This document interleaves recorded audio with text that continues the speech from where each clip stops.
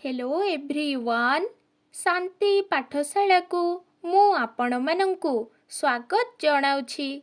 आजिकार एक नूतन भिडियो रे आमे आलोचना करिबा ग्राम पंचायत विषय वस्तु को नहीं एक सुंदर रचना।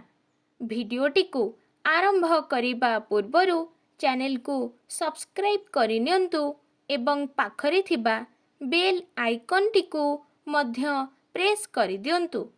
चलंतु आरंभ करिबा। आजिकाली भली पूर्व कालरे कोर्ट कचेरी नथिला। लोकमानंक मध्यरे कलह बा विवाद उपुजिले सेमाने ग्रामर 5 जण मुखिया लोकंक पाखकु जाई निज निजर अभियोग जणाई न्याय चाहुथिले। एणु पूर्व कालरे प्रत्येक ग्राम बा 2-4 खंड ग्राम को नहीं गोटिए गोटिए पंचायत गढ़ा जाउथिला। लोक माने निजर अभाव ओ असुविधा पंचायत को जणाउथिले। भारत स्वाधीन हेबा परे एही पंचायती राज व्यवस्था अधिक सक्रिय होई उठिला। गोटिए बा 2टी ग्राम को नहीं ग्राम पंचायत गठन करा जाई थाए। प्रत्येक ग्राम रे थिबा साही मानंकु नहीं केतोटी वार्ड रे विभक्त करा जाई थाए। प्रत्येक वार्ड रु जणे जणे वार्ड मेंबर बा सभ्य निर्वाचित होइथांती। सेही सभ्य मानंक मध्यरु जणकु सरपंच ओ अन्य जणकु नायब सरपंच रूपे बछा जाइथाए। ग्राम पंचायत केवल ग्रामर वाद विवाद एवं न्याय निष्पत्ति नेई थांती ताहा नुहे, बरं ग्रामर समूह उन्नति पाई मध्य उद्यम करी थांती।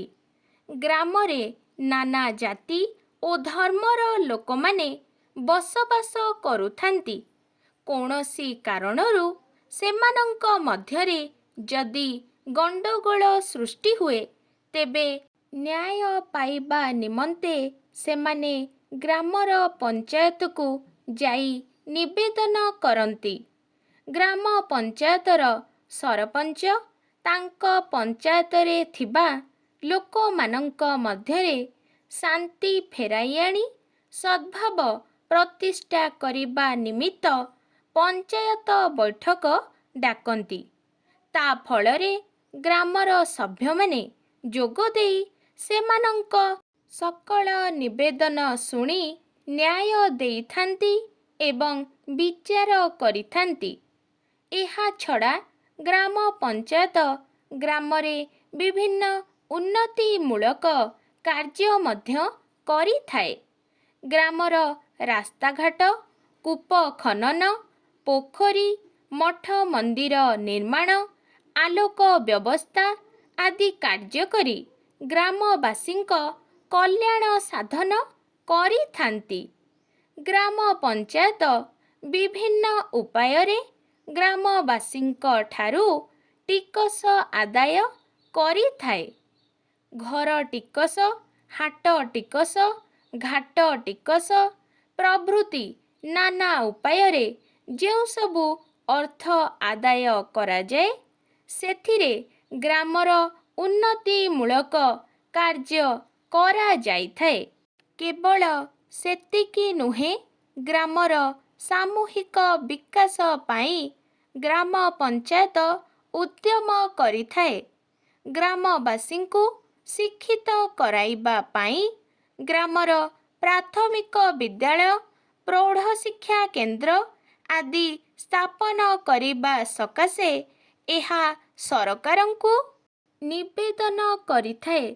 सेहीपरि ग्रामर सर्वसाधारणंक स्वास्थ्य परीक्षा ओ स्वास्थ्यर जत्न नेबा पाई प्राथमिक स्वास्थ्य केंद्र प्रतिष्ठा पाई सरकारंकु निवेदन करे। डाक व्यवस्था पाई मध्य ଗ୍ରାମ ପଞ୍ଚାୟତ ଯତ୍ନ ନେଇଥାଏ। ଭାରତ ସ୍ୱାଧୀନ ହେବା ପରଠାରୁ ଗ୍ରାମ ପଞ୍ଚାୟତ ଗୁଡ଼ିକ ଉତ୍ତମ ରୂପେ କାର୍ଯ୍ୟ କରି ଆସୁଛନ୍ତି।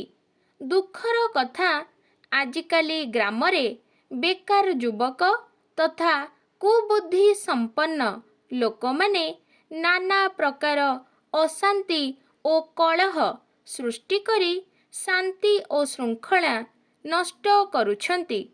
ଫଳରେ ଗ୍ରାମବାସୀଙ୍କ ମଧ୍ୟରେ କୌଣସି ଶାନ୍ତି ଓ ସହଯୋଗ ରହିପାରୁନାହିଁ। ପରସ୍ପର ମଧ୍ୟରେ ଈର୍ଷା ଓ ଦ୍ୱେଷ କ୍ରମଶଃ ବଢ଼ି ଚାଲିଛି। ତାହାଦ୍ୱାରା ଗ୍ରାମର ଉନ୍ନତିମୂଳକ କାର୍ଯ୍ୟ ହୋଇପାରୁନାହିଁ। ସାମାନ୍ୟ କଥାରେ ଆଜିକାଲି ରକ୍ତପାତ ତଥା ଗ୍ରାମରେ ସଂଗ୍ରାମ କରିବାକୁ ଲୋକମାନେ ପଛଘୁଞ୍ଚା ଦେଉନାହାନ୍ତି। ଫଳରେ ଗ୍ରାମ ପଞ୍ଚାୟତ ନିଷ୍କ୍ରିୟ ହୋଇପଡ଼ିଛି। ଏଣୁ ଏଥିରୁ ଦୂରରେ ରହିବା ଭଲ। ସକଳ ରାଗ ଦ୍ୱେଷ ଭୁଲି ଗ୍ରାମର ଉନ୍ନତି ପାଇଁ କାର୍ଯ୍ୟ କରିବା ଉଚିତ। ଆଜିକାର ଭିଡ଼ିଓଟି ଆପଣଙ୍କୁ କିପରି ଲାଗିଛି କମେଣ୍ଟ ମାଧ୍ୟମରେ ନିଶ୍ଚୟ ଜଣାଇବେ ଏବଂ ଲାଇକ୍, ସେୟାର, ସବସ୍କ୍ରାଇବ୍ କରିବାକୁ ଜମାରୁ ଭୁଲିବେନି।